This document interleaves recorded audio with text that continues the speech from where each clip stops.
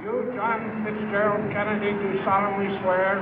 I, John Fitzgerald Kennedy, do solemnly swear. That you will faithfully execute the office of President of the United States. That I will faithfully execute the office of President of the United States. And will, to the best of your ability. And will, to the best of my ability. Preserve, protect, and defend the Constitution of the United States. Preserve, protect, and defend the Constitution of the United States. So help you God. So help me God.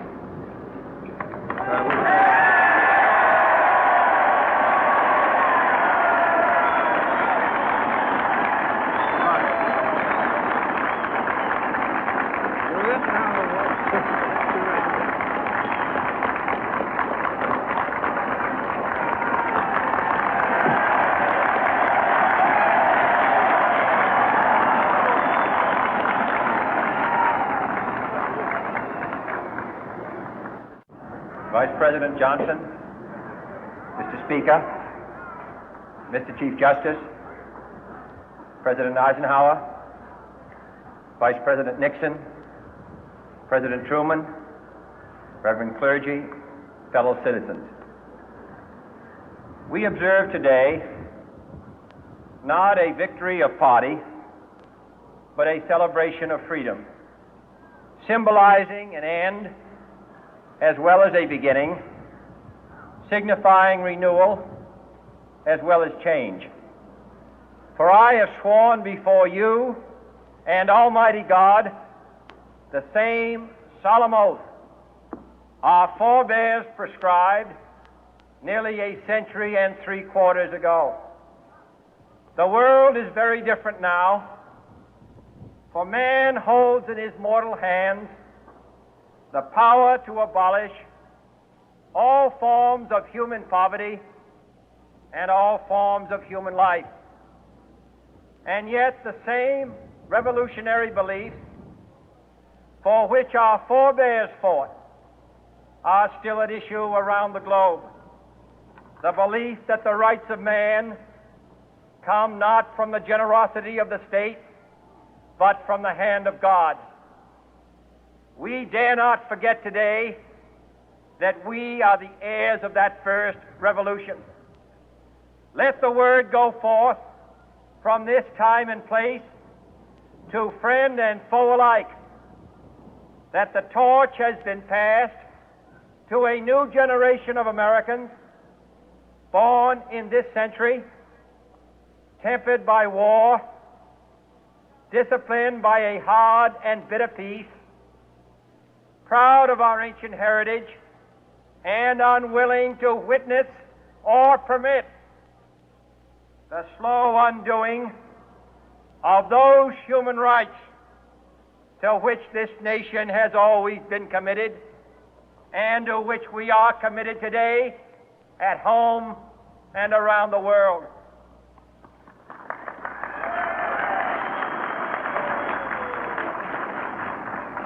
Let every nation know, whether it wishes us well or ill, that we shall pay any price, bear any burden, meet any hardship, support any friend, oppose any foe to assure the survival and the success of liberty.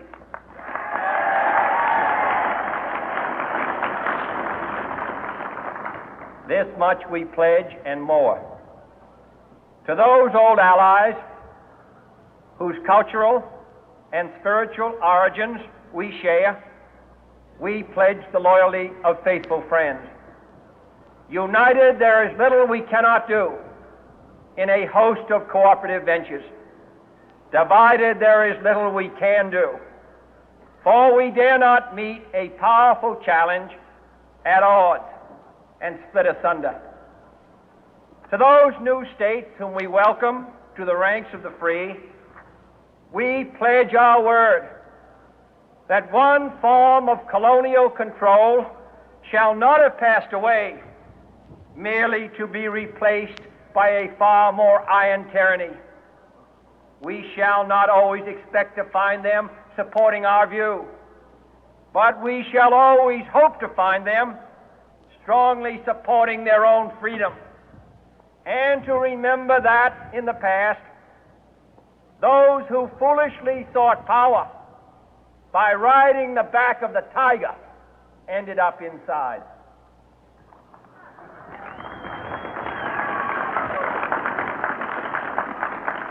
To those people in the huts and villages of half the globe struggling to break the bonds of mass misery, we pledge our best efforts to help them help themselves for whatever period is required, not because the communists may be doing it, not because we seek their votes, but because it is right.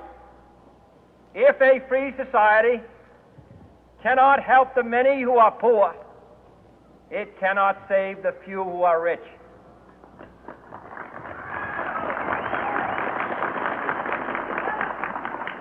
To our sister republics south of our border, we offer a special pledge to convert our good words into good deeds, in a new alliance for progress, to assist free men and free governments in casting off the chains of poverty.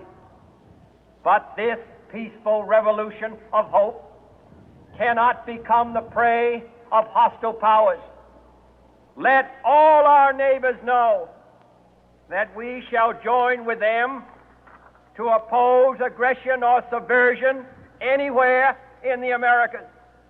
And let every other power know that this hemisphere intends to remain the master of its own house.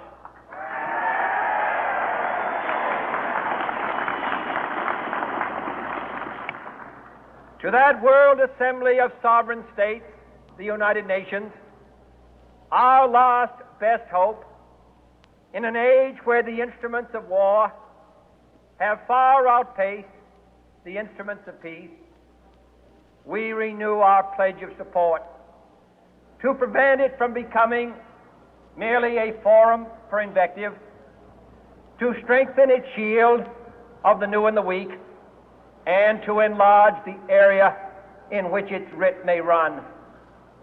Finally, to those nations who would make themselves our adversary, we offer not a pledge, but a request that both sides begin anew the quest for peace.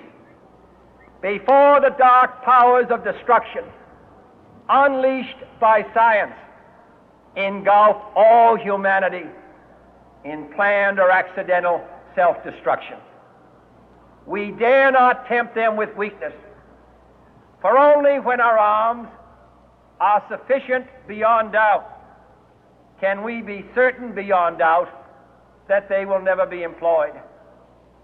But neither can two great and powerful groups of nations take comfort from our present course, both sides overburdened by the cost of modern weapons, both rightly alarmed by the steady spread of the deadly atom, yet both racing to alter that uncertain balance of terror that stays the hand of mankind's final war.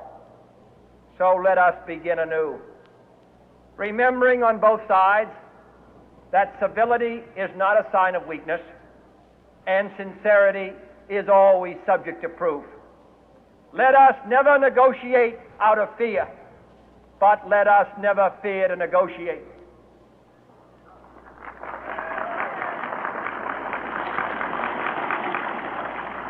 Let both sides explore what problems unite us, instead of belaboring those problems which divide us. Let both sides, for the